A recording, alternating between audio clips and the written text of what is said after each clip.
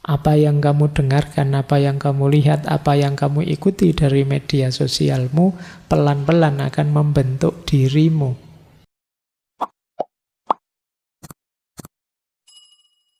Assalamualaikum warahmatullahi wabarakatuh. Ada pengaruh kognitif, ada pengaruh afektif, ada pengaruh behavioral. Apa yang kamu dengarkan, apa yang kamu lihat, apa yang kamu ikuti dari media sosialmu, pelan-pelan akan membentuk dirimu. Baik secara kognitif, afektif, maupun behavioral. Jadi, ya seperti kemarin loh, misalnya kalian terbiasa mendengarkan yang horor-horor misalnya. Itu kan membentuk dirimu, mindsetmu, jadi nanti jalan-jalan di mana gelap sedikit, wah rasanya kok merinding ya Pak. Nah, itu behaviormu terbentuk dari apa yang kamu ikuti, kamu dengar. Terbiasa mengikuti perdebatan politik, nanti ada apa-apa diarahkan ke politik. Ada orang ngangkat jari, dilihat ini jarinya 1 apa 2, ini jarinya itu.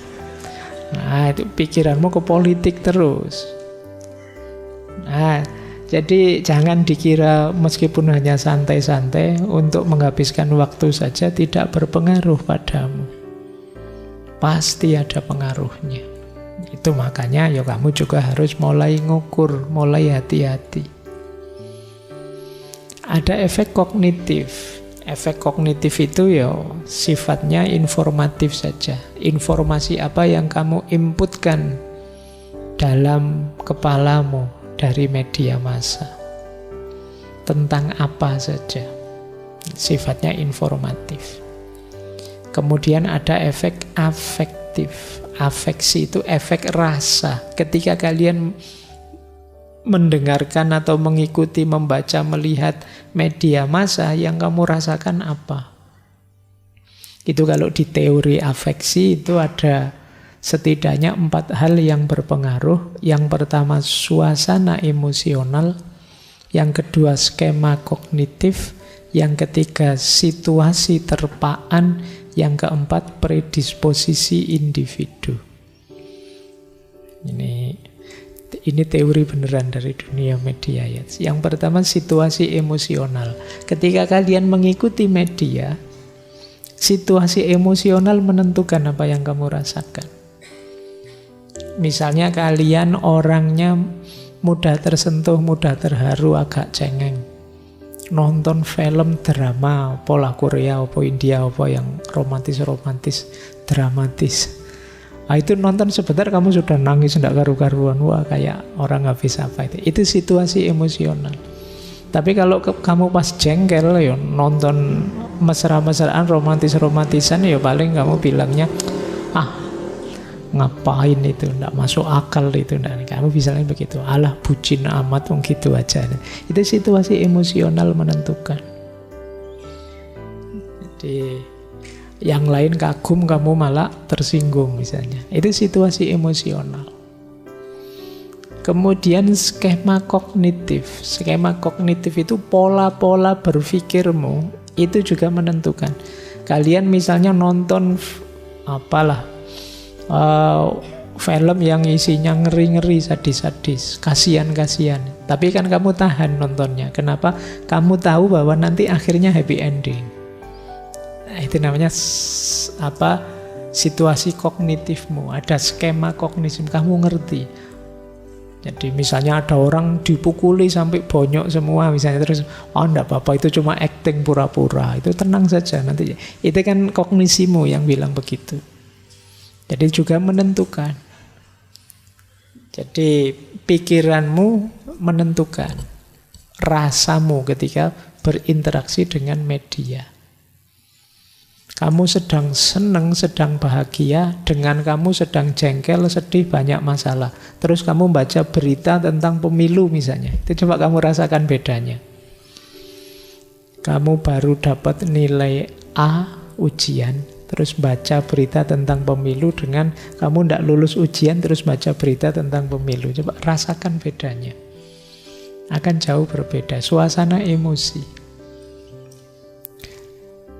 Skema kognitif itu polanya, kalau situasi terpaan itu kondisi sekelilingmu. Ya kayak tadi ya, misalnya kamu sedang nonton film horor, lagi asik-asiknya nonton, terus tiba-tiba ada barang jatuh di belakangmu, duar itu. Wah, kamu mesti kagetnya luar biasa. Kamu anggap rumahmu juga banyak hantunya. Itu namanya situasi terpaan. Baru seneng-senengnya nonton drakor yang romantis-romantis, begitu masuk kuliah, ada teman kok kedip-kedip padaku ya. Wah, ini jatuh cinta dia mesti padaku ini. Loh, kan senyum-senyum lagi. Wah, itu terus kamu GR luar biasa. Itu namanya situasi terpaan. Kamu baru nonton itu masalahnya gitu loh. Jadi situasi sekeliling menentukan yang kalian rasakan. Kemudian ada juga predisposisi individu. Predisposisi individu itu wataknya orang. Ada orang itu sinis, ada orang itu romantis, ada orang itu. Ada orang yang tidak bisa diajak bergurau, serius terus. Nonton film ya serius. Nonton film bunuh-bunuhan misalnya, tiba-tiba dia teriak-teriak, Allah itu bohongan, tidak mati beneran. Iya, semua juga ngerti ya, ngapain dadak teriak-teriak begitu.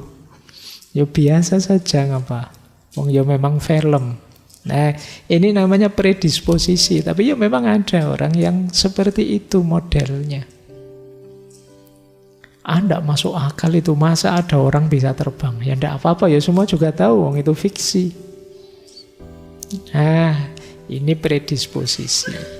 Jadi media juga ada efek afeksinya, yang itu dipengaruhi oleh suasana emosi, skema kognisi, situasi terpaan, dan juga predisposisi.